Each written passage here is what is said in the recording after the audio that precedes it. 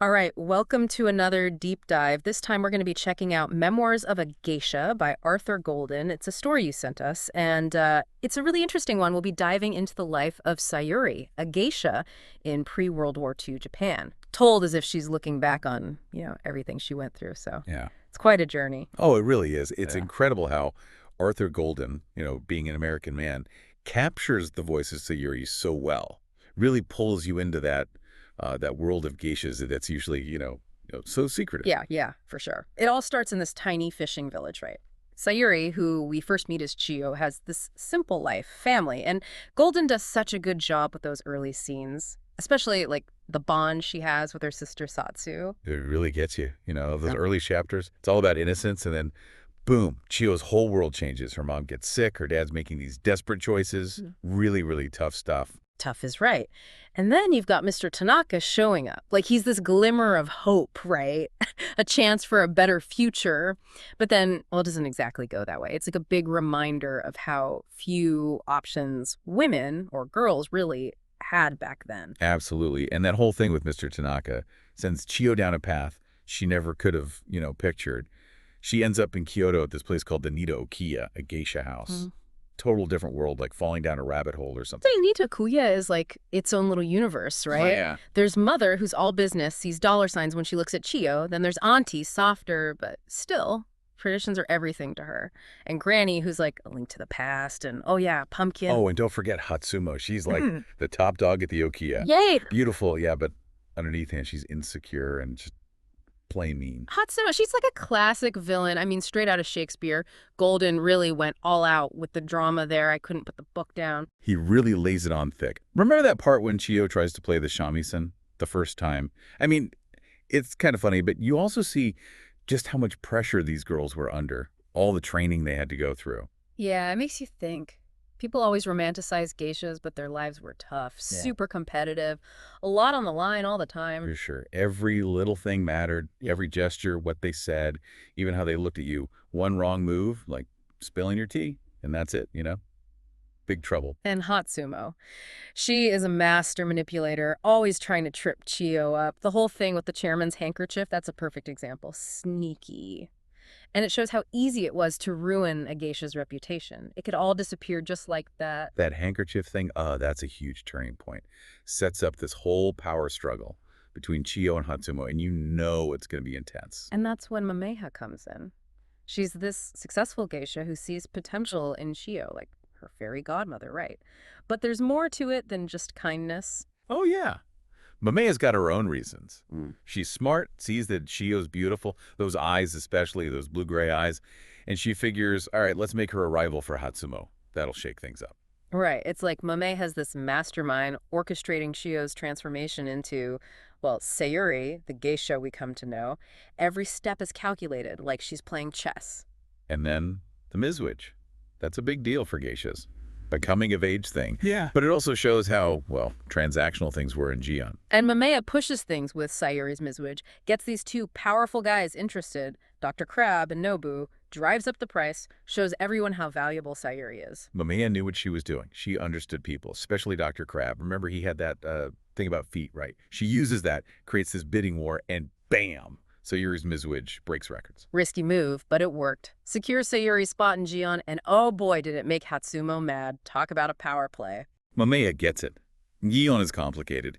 She shows Sayuri that even the weirdest stuff can be used to your advantage. She's not just teaching her to be a geisha, but how to survive. And that's just the tip of the iceberg. Hatsumo wants revenge. Two powerful guys are fighting over Sayuri. The stakes just keep getting higher. It's only going to get more intense from here. Sayuri's journey is just getting started. We'll dig into all the relationships and the choices she has to make in the next part of our deep dive. This part of Sayuri's story, it really gets interesting when you see how she handles all the men in relationships, which are, well, they're not exactly your typical romances. You got that right. It's Yeah. also delicate, She has to build these alliances to get ahead, and she's got to do it while looking graceful and charming the whole time. And Golden does a great job showing these different men. Like, they're all a piece of what Japan was like back then. Take the chairman, for example. He's powerful, mysterious. Sayuri's hooked on him from the very beginning. Oh yeah, her descriptions of him. Those eyelids always kind of closed, and his mouth so expressive. You can tell there's something about him that draws her in. It's more than just looks, you know? He represents that whole world of power and influence that Sayuri wants, but he also feels like out of reach. Mm. Golden builds this tension between them, this unspoken longing. It's really well done. And then there's Nobu, right? Successful businessman. He's into Sayuri's strength, how smart she is. They connect on a different level, more real, I guess. Nobu, he kind of messes with that whole geisha patron thing. He sees Sayuri as a person, not just some pretty face. And he actually offers her a way out of Gion. Can you imagine? Yeah, that offer, it's like, whoa. But scary, too. She has to think about what she really wants. Can she even be happy outside of this life she's always known? It's like this tug of war in her head. The chairman, he's all about power and tradition, what's expected. And then there's Nobu, offering freedom. Tough choice. Then you throw the minister into the mix. Super powerful guy, totally obsessed with Sayuri. Kind of creepy, honestly. And it all blows up in his face in the end. The minister, he's the dark side of Gion, you know? Yeah. The guys who use their power to get what they want. They don't care about the geishas, just themselves. That whole thing with the minister, it's a turning point for Sayuri. She's desperate to get the chairman's attention, so she does something reckless. But it shows how naive she still is, how dangerous this world can be, especially for women. And it really hurts her relationship with Nobu. He's devastated by what she does. It just shows that even when you have good intentions, things can get twisted in Gion with all the complicated relationships and stuff. Sayuri, she makes some hard choices. You understand why she does it, but it's still sad. Golden really makes you feel the weight of those decisions. Oh, he does. And, like, things weren't complicated enough for Sayuri. The world outside Gion starts falling apart. World War II breaks out.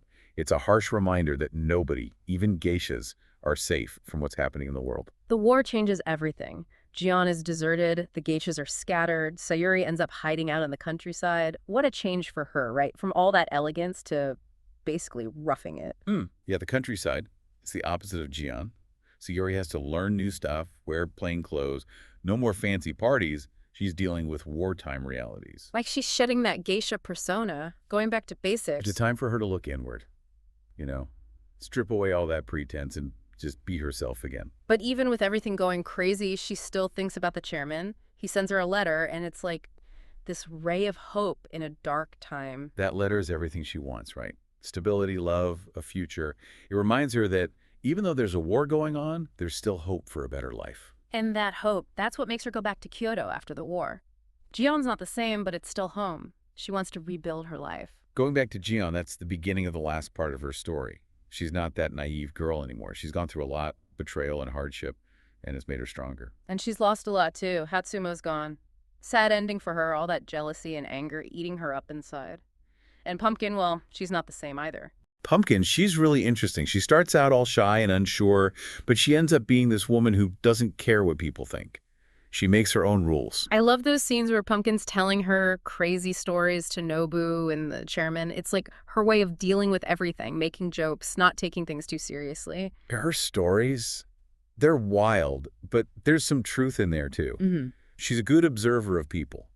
Sees the funny side of things, even when things are tough. And wouldn't you know it, Pumpkin's the one who gets Sayuri and the chairman together for that final meeting. You never know what she's really up to, but she makes it happen. That confrontation changes everything for Sayuri. It's a great scene, all that tension, the things they don't say out loud. You're just waiting to see what's going to happen. Will Sayuri finally get what she wants? Will she be happy? So many questions. Will she do what's expected of her, or will she choose her own path, even if it means going against tradition?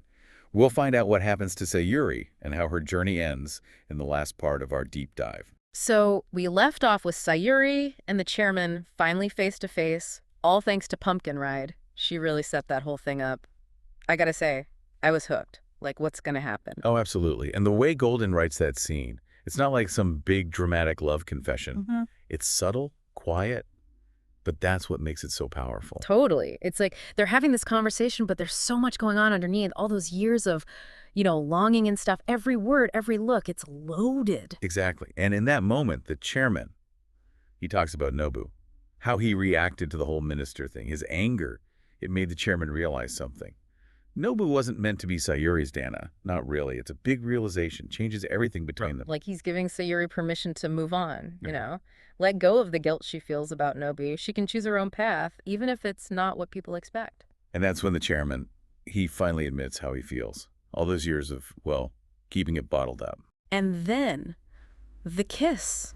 It's not some crazy passionate thing. It's soft, almost hesitant. Like they're both a little scared to ruin the moment, you know? That kiss, it's everything they've been holding back. All those years of wanting each other, it goes beyond that whole geisha patron thing. It's real. And for Sayuri, it's like she finally believes it could actually happen. A future with the chairman. That she could be happy, have love. But there's still Nobu, right? He represents a whole different life for her, away from Gion, everything she's ever known. Nobu lets her off the hook, but she still feels bad about what happened. It's tough, knowing you hurt someone, even if you were trying to do what's best for yourself. Sayuri's not just thinking about herself. She cares about how her choices affect other people. Golden does a great job showing how complicated relationships can be. And in the end, she makes a choice. She picks the chairman, a life built on love and respect, and she leaves the Nida Okiya. It's over. Leaving the okiya, that's a big deal. It's like she's breaking free from her past, all those expectations that have been weighing her down. She's taking control, you know. She's not that little girl who was sold to a geisha house anymore. She's a woman making her own decisions. And she doesn't regret what happened. All the pain, the sacrifices, the messiness of it all, it made her who she is. She finds peace in New York City. Can you imagine? From Gion to New York, a whole new world, far away from all those traditions and rules. She starts a new life with the chairman. It's a happy ending. It is. And even though her story is, one of a kind, there's stuff in there we can all relate to, like being resilient, going after what you want, finding happiness, and having the guts to decide your own fate. But it also makes you think, right, what does her story say about freedom? Especially for women in a society where men call the shots and women are, judged by how desirable they are to men. That's a good question. Something to think about. How do we balance what society expects of us with what we want for ourselves? How do we break free from those things that are holding us back? Sayuri, she shows us that even when things are tough, you always have choices. You can adapt, find your own happiness. It's a powerful message. And that's what makes these deep dives so great. You find new meanings, see things in a different light. You connect these stories to your own life. So thanks for joining us on this deep dive into Memoirs of a Geisha. We hope you got a lot out of it, maybe see the book in a new way. And remember, there's always more to learn. Keep exploring, keep asking questions, and keep diving deep.